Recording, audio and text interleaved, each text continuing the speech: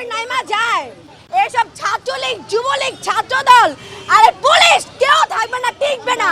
আপনারা কোনো নিউজ তো ছড়ান না, একমাত্র যমুনা টিভি ছাড়া আপনারা এখানে যত সব বাতাবি লেবু ছাড়েন, বাতাবি লেবু বুঝছেন।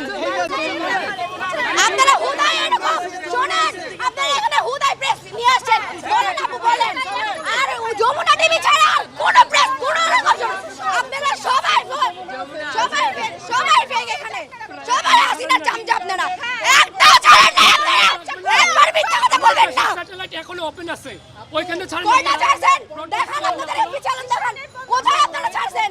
একমাত্র যমুনা টিভি ছাড়া কোনো রকম কোনো চ্যানেল ছাড়া নেই, ওই যে একমাত্র এই চ্যানেলটা ছাড়া কোনো লাগবে না। আমাদের কোনো কোটা দরকার নাই, মেধা হচ্ছে মানুষের সবচেয়ে বড় কোটা। এখনই আপনার লাভ শোনেন, কোটা দিয়ে কি হবে যদি মেধা থাকে? কই অন্য দেশে তো কোটা দেয় না, বাংলাদেশে কেন কোটা থাকবে? আপনারা ভার্সিটির মানুষ, ভার্সিটির স্টুডেন্ট দেখেছেন, কলেজ আর হাই স্কুলের স্টুডেন্ট এখনো দেখেন নাই।